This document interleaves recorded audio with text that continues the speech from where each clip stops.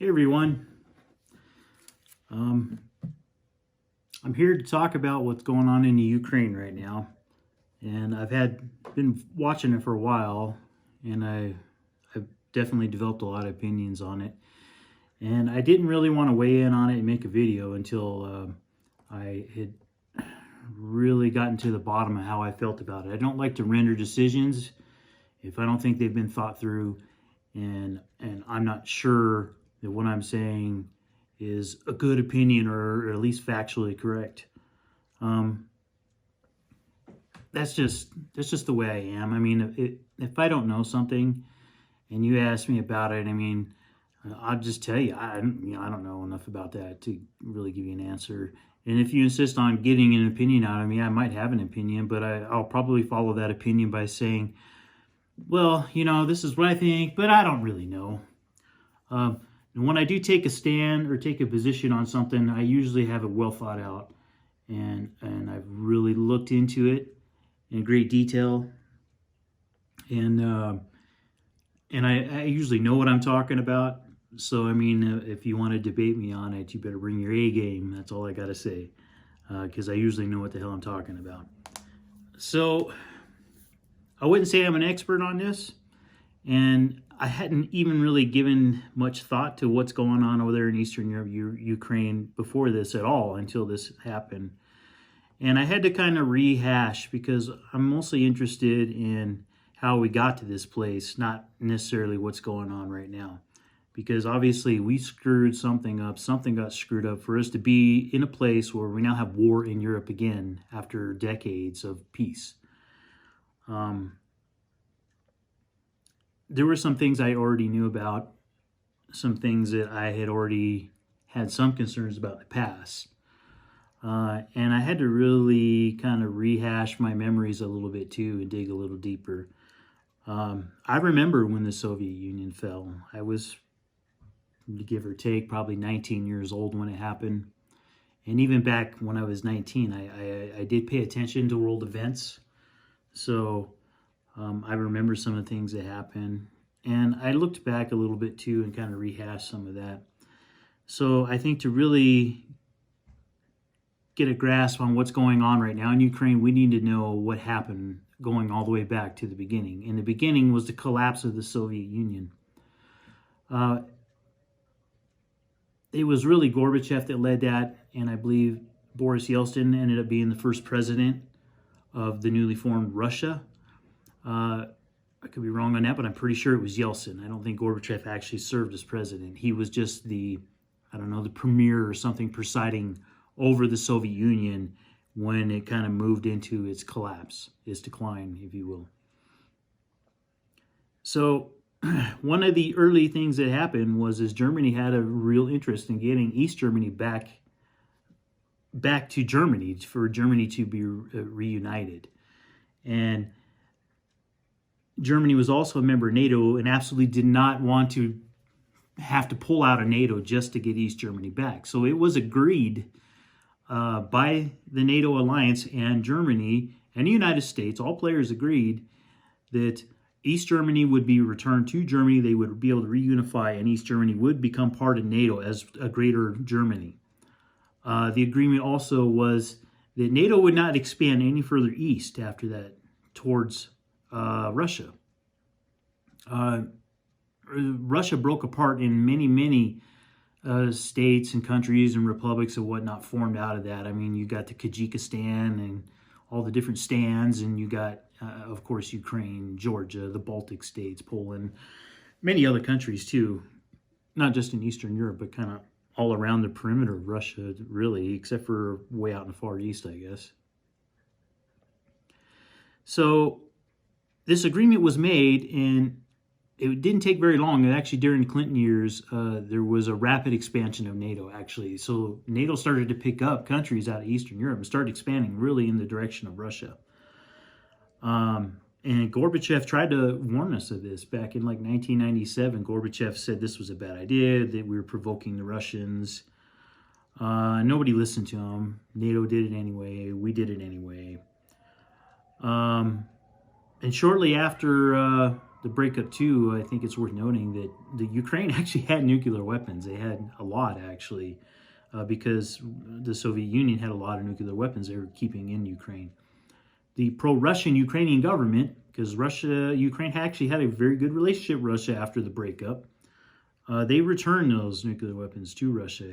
So Ukraine gave back its nuclear weapons, and NATO continued to expand over a period of time, and tensions grew with Russia. I mean, the Democrats, when Obama went in office, I mean, they had every intention of being good buddies with Russia, and they were very pro-Russian at that time, and I guess it mostly was an okay, and they had okay relations with Russia at that time, until somewhere around 2014, 2015.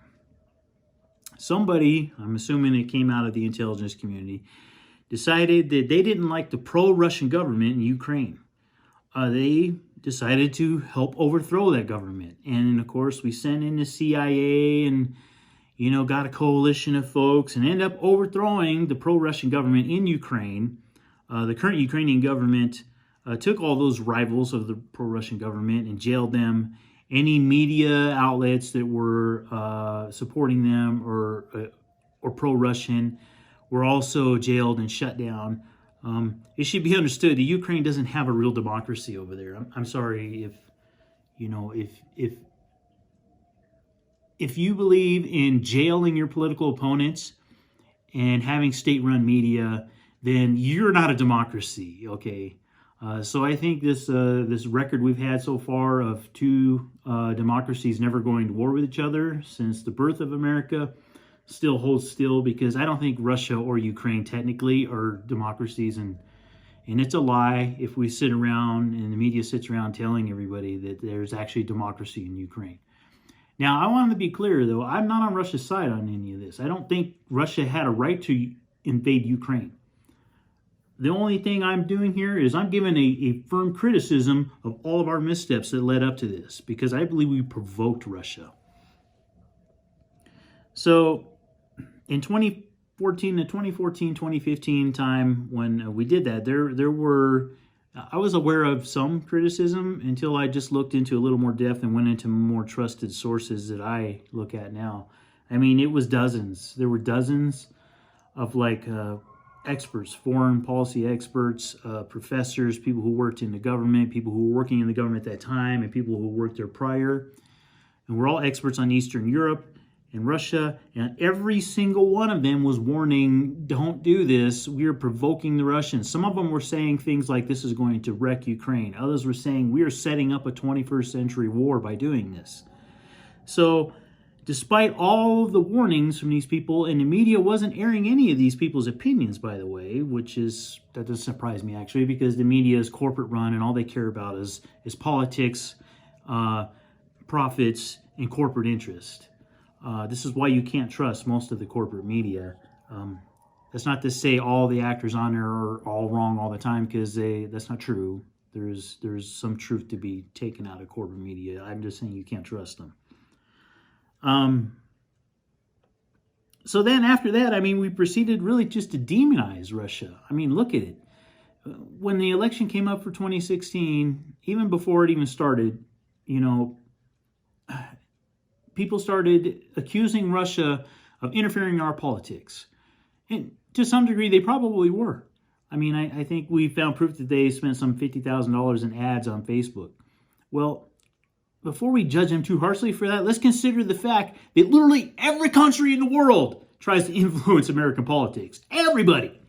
I mean, if I went down the list of all the different things China's done to try to influence our politics, I mean, it would make Russia look like a bunch of amateurs. Okay, so everybody has an interest in getting involved in American politics because we're the most powerful, richest country in the world. Everybody wants to do business with us. Everybody's trying to take advantage of us. Everybody's getting involved in trying to influence our politicians. That's not just Russia that does that. That's the whole world. So that's a cop-out. That's a lousy excuse to be going after Russia on, but not going after anybody else on. Also, then we turn around and we accuse Russia of, colluding with Donald Trump. against the Democrat Party, against our democracy.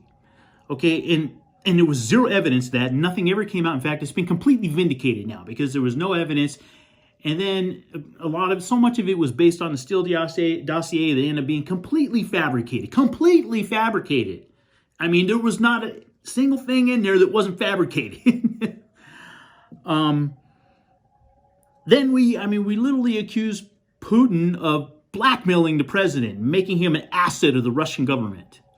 Okay? And then we say Russia hacked the DNC to get the emails from Hillary Clinton and release them to the WikiLeaks guy, Julian Assange.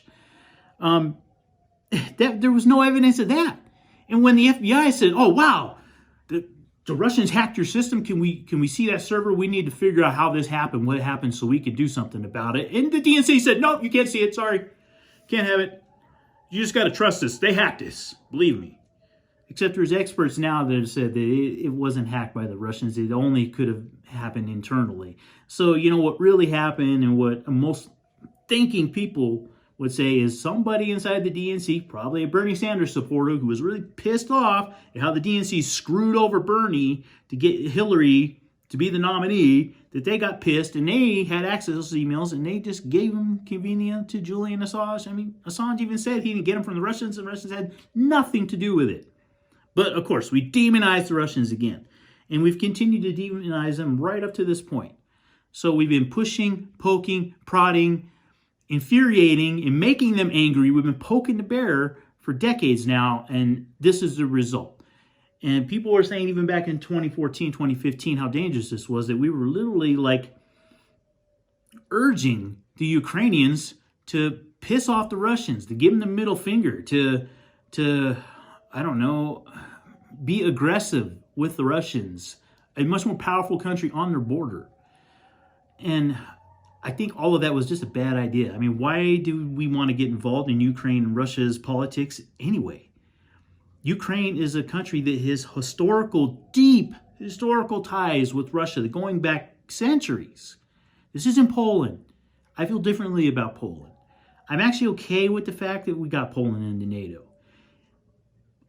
I would be willing to go to war for Poland. Poland is a country, on the other hand, that has deep historical ties with Western Europe, even the United States. We went to war because of Poland in World War II. That was the final event that triggered World War II, was when Germany invaded Poland. That was the red line. It was the bridge too far. And we went to war with Germany because of Poland. Poland is a friend and an ally. Ukraine, I don't care about Ukraine. I mean, I think it's kind of cool that they're patriot and they're trying to fight. And I hope not too many of them die, and I wish them good luck. But we started this crap. I mean, it was, people were warning about this overthrow of the Ukrainian government and doing what we were doing to them before they even went after Crimea. Crimea happened after that, and it should have been predictable. And this whole thing really should have been predictable by our government.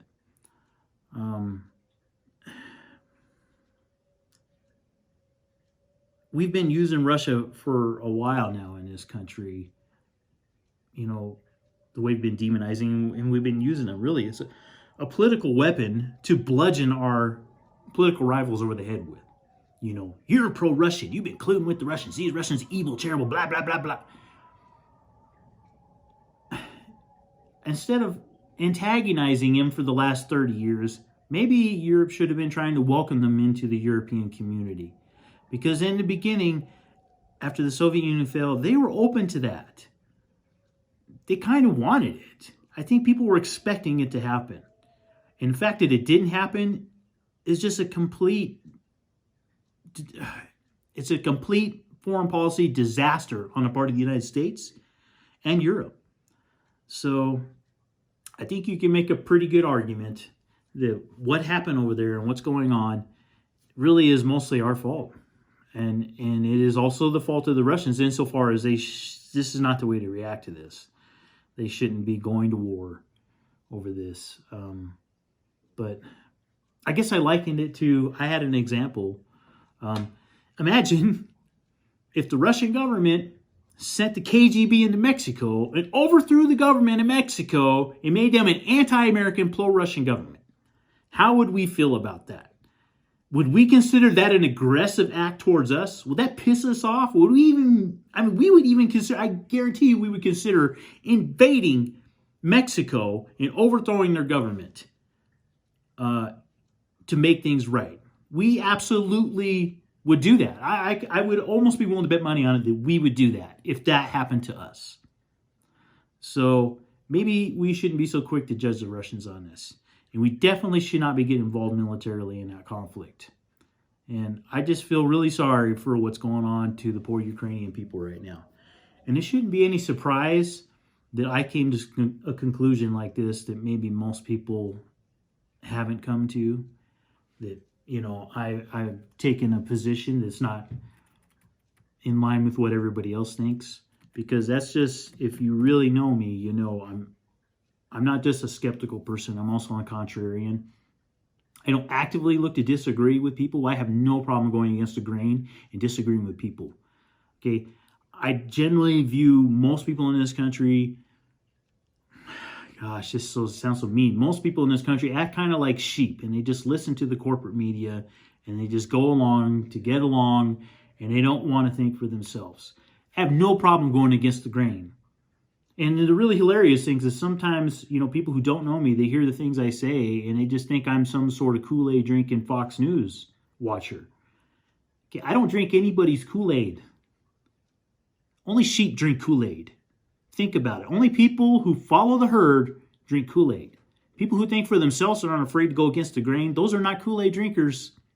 I drink no man's Kool-Aid. I think for myself. I got a mind of my own. And like I said, if I come to a decision on something and my decision is very firm and I believe I have a lot of evidence that we're 80% responsible for what happened over there right now. Ukrainians are dying right now because we got involved in some other country's politics and we shouldn't have. How many times has that ended in disaster? And we're just going to keep on doing it. It's what we do. The CIA's whole purpose for existence is to get involved in other people's business.